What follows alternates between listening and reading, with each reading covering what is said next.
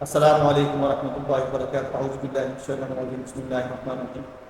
اگر آپ خواب کے اندر ببر شیر دیکھتے ہیں تو اس کی تعبیر کیا ہوگی؟